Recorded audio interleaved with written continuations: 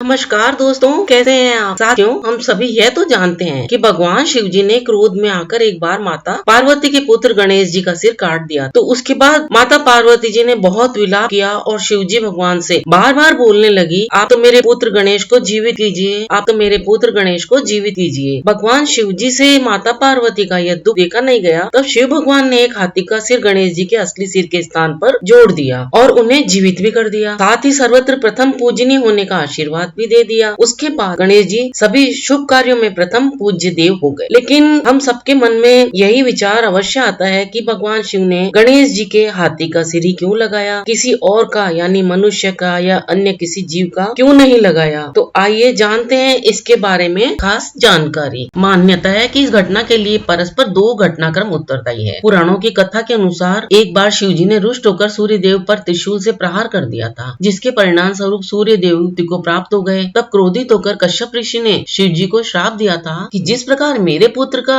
वक्षस्थल विदीर्ण हुआ है, उसी प्रकार से आपके पुत्र का सिर विदीर्ण होगा। परिणाम स्वरूप गणेश जी का जो सर था वो शिव जी द्वारा विच्छेदित किया गया। अब दूसरा घटना क्रम के अनुसार एक बार स्वर्ग से लौटते हुए दुर्वासा ऋषि ने इंद्रदेव को पारिजात का पुष्प उपहार में दिया और साथ ही आशीर्वाद भी दिया कि यह पुष्प जिसके मस्तक पर होगा वह तेजस्वी तथा परम बुद्धिमान होगा, संसार में प्रथम पूज्य होगा, देवी लक्ष्मी की उस पर सदैव कृपा बनी रहेगी और वह भगवान विष्णु के समान ही पूजित होगा। तब इंद्रदेव ने क्या किया, उस पुष्प को उसी समय हाथी के मस्तक पर रख दिया। तो हाथी पुष्प के रखते ही मतवाला होकर पुष्प को पैरे तले कुचल दिया और मस्तक पर रखे जाने के प्रभाव से ज्ञानी होकर जंगल में भाग गया। अब दुर्वासा ऋषि ने जब अपने उपहार के अपमान को देखा तो उससे आहत होकर इंद्र को श्रीहीन होने का श्राप दे दिया। हाथी पुष्प के प्रभाव और दुर्वासा ऋषि के आशीर्वाद के अनुसार परम ज्ञानी हो गया, किंतु मतवाला होकर जंगल में अन्य जानवरों को कष्ट पहुंचाने लगा। अब कश्यप ऋषि के श्राप के फलित होने का समय भी आ गया था। तो उसके परिणाम स्वरूप शिव जी के त्रिशूल से गणेश जी का सर विदीर्ण यानी कि शत विकसित हो गया। उधर ऋषि के आशीर्वाद से